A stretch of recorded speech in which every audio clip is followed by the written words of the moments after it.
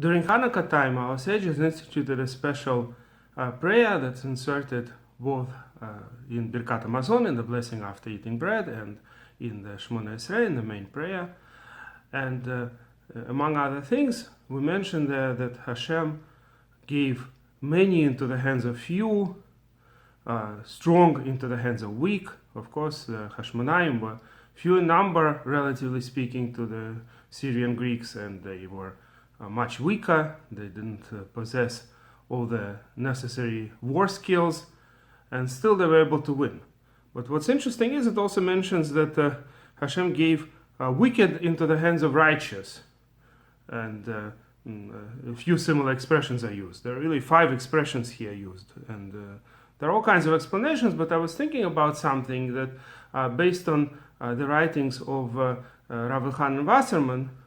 This was a student of Chofetz Chaim, maybe one of his greatest students, who died, who was killed, murdered at the beginning of World War II, and he actually had a chance to escape. He could have stayed in America because at the time when the war started, he was in the United States, and he decided to come back to his yeshiva, to his students, and share whatever fate they're going to have, and ultimately he was murdered.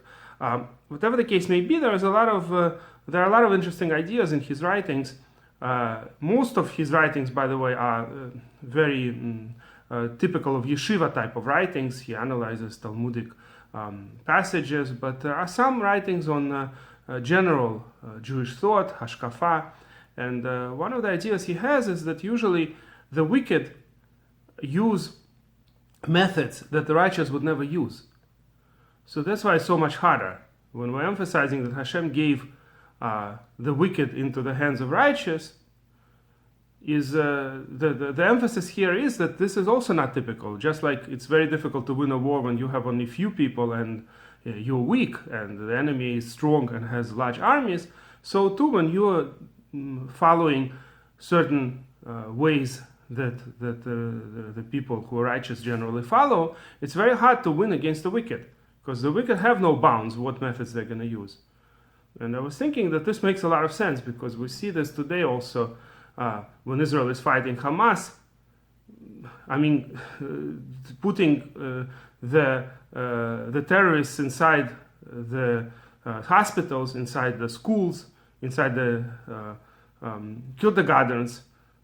So these are the types of methods that obviously are incredibly wicked. Even Nazis did not do that, by the way.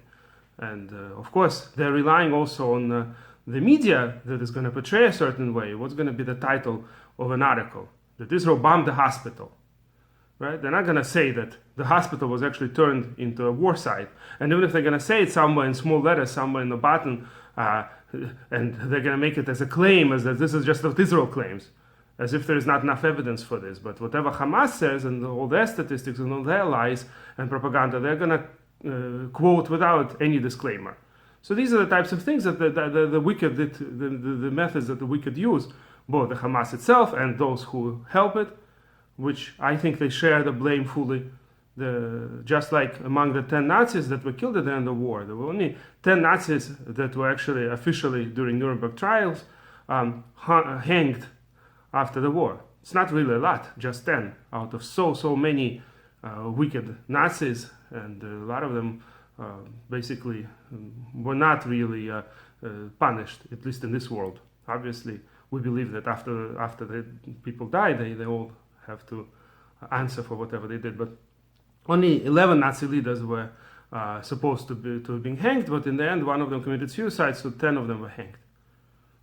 I mentioned in a different place that various sages, including Rabbi Weissmandel, pointed out that the 10 Nazis correspond to the 10 sons of Haman, and even the year when they were hanged, Tafshin Zayin, is hinted in the letters of the 10 sons of Haman that were hanged, with small letters that are written differently than all the other letters, Tafshin Zayin, in the names of the sons of Haman. This is a side issue which I'm not going to go into right now, but what I wanted to mention is that one of those Nazis was just a propaganda person. He was not actually going around killing anybody or even ordering others to kill.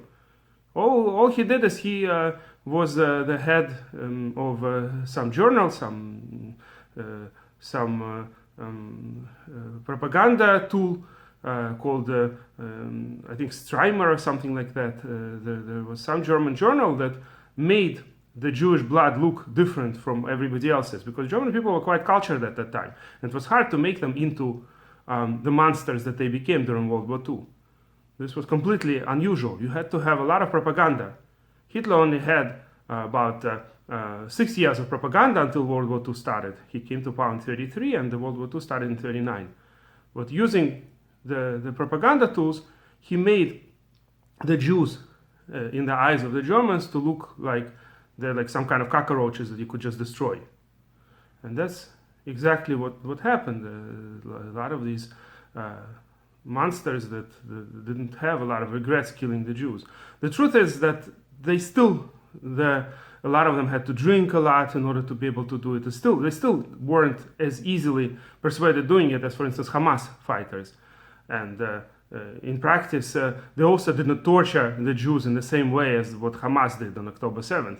And whatever they would have done before, whenever they would have a chance. It's not like October 7th is big news. The big news was that the Israelis missed it. But the fact that Hamas is ready to do this type of stuff, everybody knew. Only completely delusional people on far left in Israel did not know this.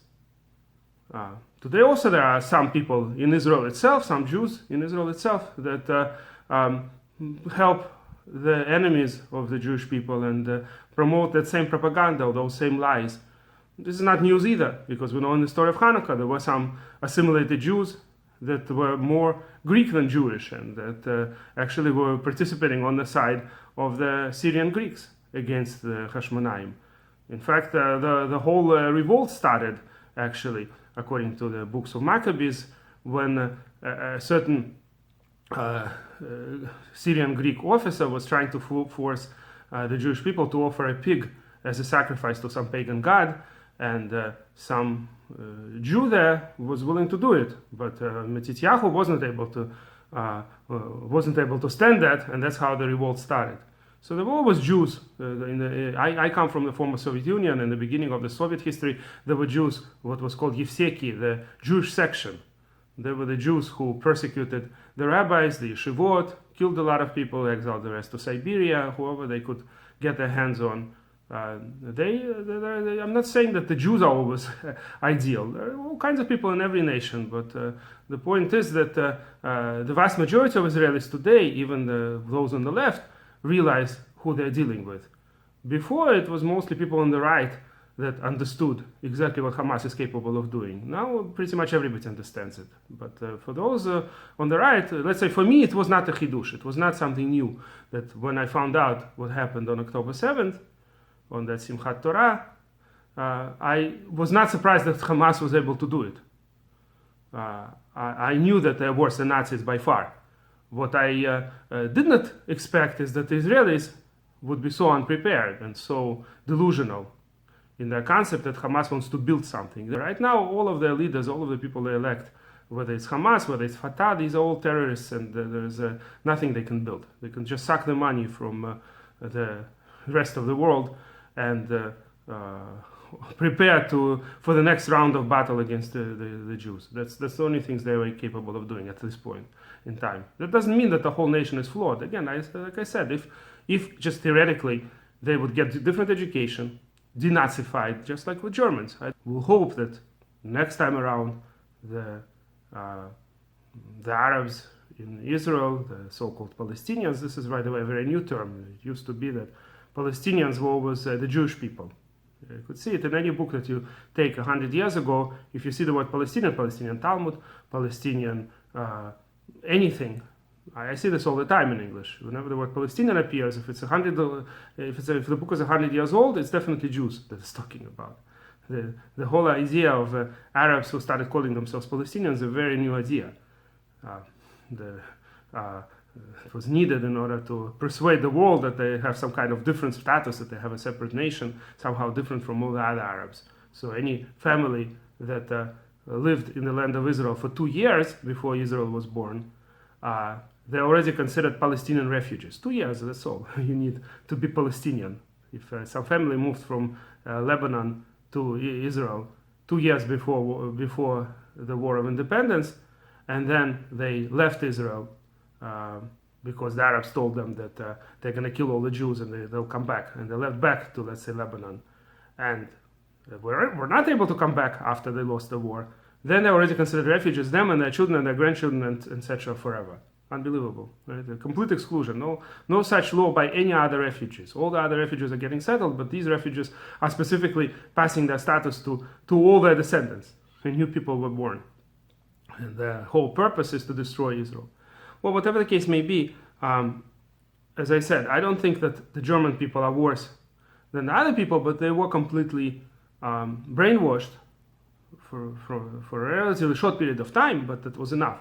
The Hamas and the Palestinian Authority, by the way, also the textbooks don't really differ. They all UNRWA textbooks. They all don't.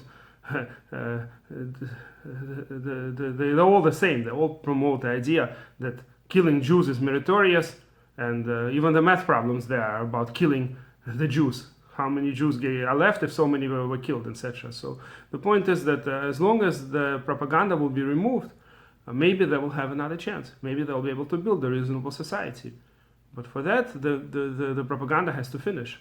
And we'll hope that Hashem will help us again, do miracles for us just like He did so many times already.